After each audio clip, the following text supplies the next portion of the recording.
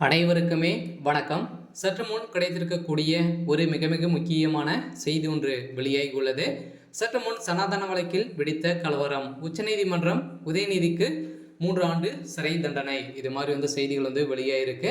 இப்போ சென்னையில் பார்த்தீங்கன்னா திடீர்னு பார்த்தீங்கன்னா ரங்கராஜன் அதிரடியாக கைது செய்யப்பட்ட சம்பவம் சென்னையில் ஒரு மிகப்பெரிய கலவரங்களாக வெடித்து இப்போ உதயநிதிக்கு எதிராக சனாதன வழக்கில் இப்போ பார்த்தீங்கன்னா மக்கள் அனைவருமே ஒன்று திரண்டு போராட்டத்தில் இறங்கி இருக்கக்கூடிய சம்பவம் தான் இப்போ பெரும் அதிர்ச்சியை கிளப்பியிருக்கு.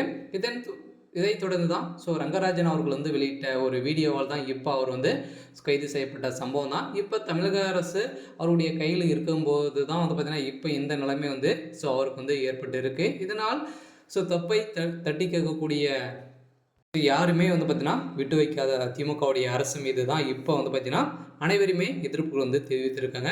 இதை பற்றி இந்த வீடியோவில் முழுமையாக பார்க்கலாம். அதுக்கு முன்னாடி நம்ம சேனலுக்கு இப்போ தான் முதல் முறையாக வந்திருக்கீங்க அப்படின்னா மறக்காமல் நம்மளுடைய சேனலை சப்ஸ்கிரைப் பண்ணிக்கோங்க. வாங்க வீடியோக்குள்ளே போகலாம். ஏற்கனவே சனாதன வழக்கில் பார்த்தீங்கன்னா ஒரு மிகப்பெரிய கலவரங்களாக தான் வெடித்தது இல்லையா.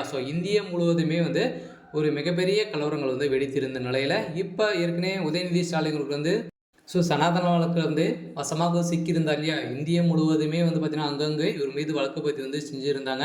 இந்த வழக்கை எதிர்த்து இப்போ சென்னையில் பார்த்தீங்கன்னா ரங்கராஜன் அவர்கள் வெளியிட்ட ஒரு வீடியோவில் இப்போ அவர் பார்த்தீங்கன்னா திடீர்னு சென்னையில் கைது செய்யப்பட்ட சம்பவம் தான்.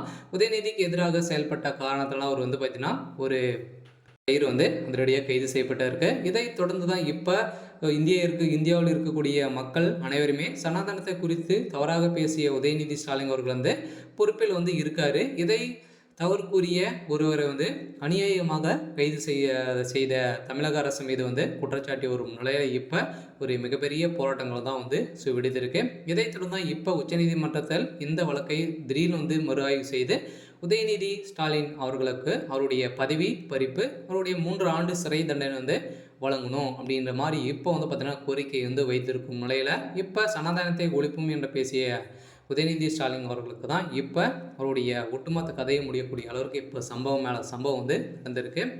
சனாதனத்தை ஒழிப்பேன் என்று பேசிய தமிழக துணை முதல்வர் உதயநிதி ஸ்டாலின் 3 ஜீவர்களை அழைத்து பரிகாரம் செய்த சர்ச்சையாக பேசிய வீடியோ வெளியிட்ட புகாரின் ரங்கராஜனை சென்னை மத்திய குற்றப்பிரிவு போலீசார் இன்று அதிரடியாக கைது செய்திருந்த நிலையில் தமிழகத்தில் துணை முதல்வராக இருப்பவர் உதயநிதி ஸ்டாலின் இவர் சமீபத்தில் டெங்கு, மலேரியா போன்ற சனாதனத்தை ஒழிக்க வேண்டும் என பேசிய குற்றச்சாட்டி வந்திருந்த நிலையில் உதயநிதியின் இந்த பேச்சு எதுவும் கடும் சர்ச்சையை ஏற்படுத்தியிருந்தது.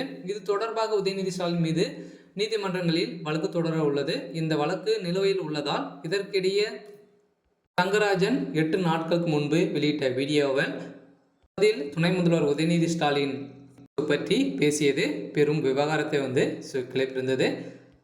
இதன் அடிப்படையில் தான் உதயநிதி ஸ்டாலின் அவர்களுக்கு எதிர்ப்பு வந்திருக்கு. இருந்தாலும் என்ன நடக்க போகுது அப்படின்றது தான் ஒரு கேள்விக்குறியாக இருக்கு. இருந்தாலும் 2016 சட்டப்பேரவை தேர்தலில் உதயநிதி ஸ்டாலின் அவர்கள் பார்த்தீங்கன்னா பரிகாரம் செய்து வர நிலையில் தான் இப்போ சர்ச்சையை கிளப்பியிருக்கு.